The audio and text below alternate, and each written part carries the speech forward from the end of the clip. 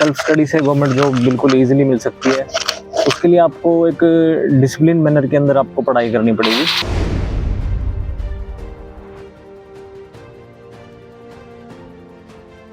Ninety 90% बच्चे जो हैं वो सिर्फ ग्रेड बढ़ाने के लिए होते हैं। जो मेन एक्चुअल कंपटीशन होता है वो 10% बच्चों के अंदर मतलब अगर आप फोकस्ड रहते हो और अगर आप अपनी कंसिस्टेंसी बना के रखते हो तो आप इजीली पेपर आप इजीली क्रैक कर दोगे।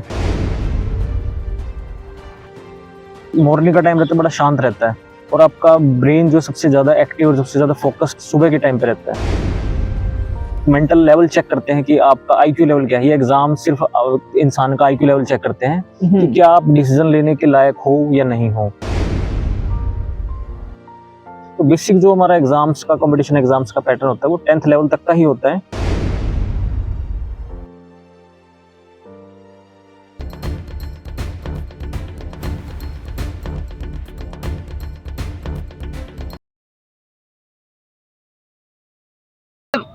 आज सरकारी नौकरियां का बड़ा चलन सा बड़ा लोगों के रहता है भी सरकारी नौकरी लेनी है सरकारी नौकरी। आप भी गवर्नमेंट एग्जाम क्रैक किया आपने तो जी सर। क्या सेल्फ स्टडी से गवर्नमेंट जॉब मिल सकती है?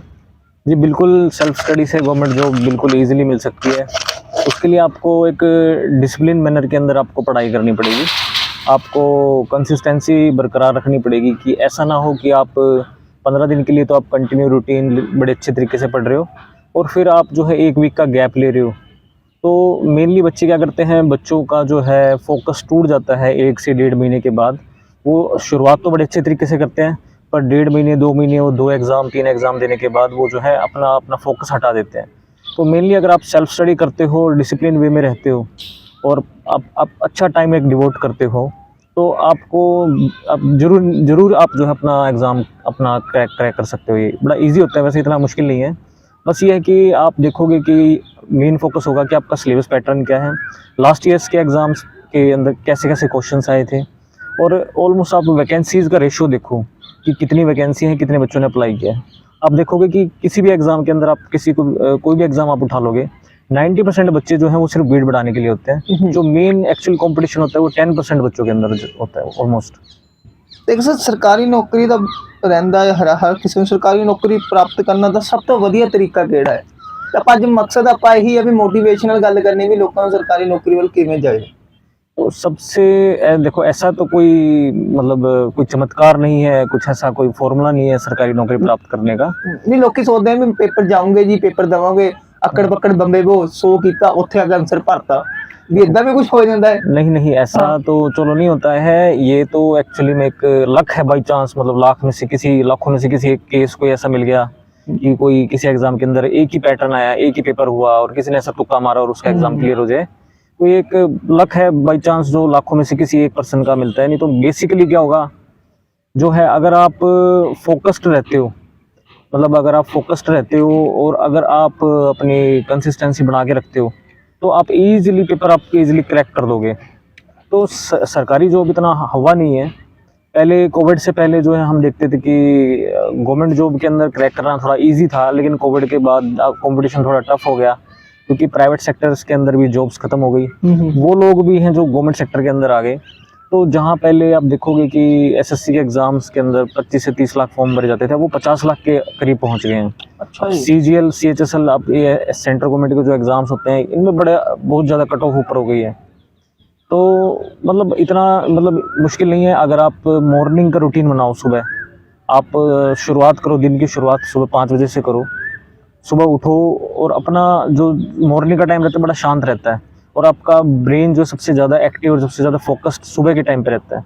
तो सुबह के टाइम पे आप एक अच्छा टाइम डिवोट करते हो अपनी स्टडीज़ की तरफ तो डेफिनेटली आप एग्ज़ाम अपना क्लियर कर सकते हो।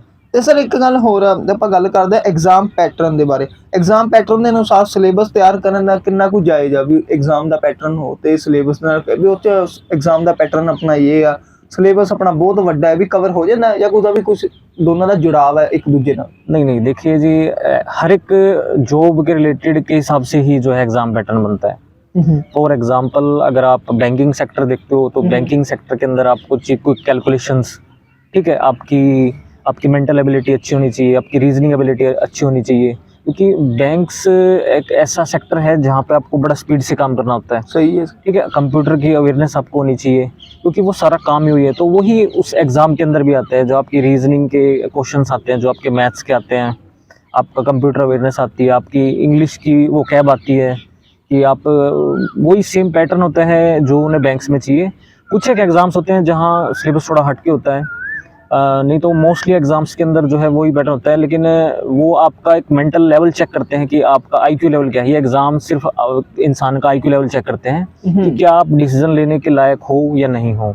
मतलब जो ਉਹੀ ਸਾਰਿਆਂ ਦੇ ਦਿਲ 'ਚ ਜਦੋਂ ਕੋਈ ਪੇਪਰ ਦੇ ਕੇ ਨਿਕਲਦਾ ਇੱਕ ਸਵਾਲ ਹਰੇਕ ਦਾ ਹੁੰਦਾ, ਯਾਰ ਆ ਤਾਂ ਅਸੀਂ ਇੰਨਾ ਪੜ੍ਹਿਆ ਤਾਂ ਵਿੱਚ ਆਇਆ ਹੀ ਨਹੀਂ। ਤੇ ਜੋ ਅਸੀਂ ਸਕੂਲ 'ਚ ਪੜ੍ਹਿਆ ਵੀ ਇਹ ਤਾਂ 10th ਬੇਸ ਪੇਪਰ ਆ, ਉਹ ਕਹਿੰਦਾ ਅਸੀਂ नहीं यार ऐसा ਇੰਨਾ पढ़े 10th बेस ਦਾ पेपर ही नहीं सी।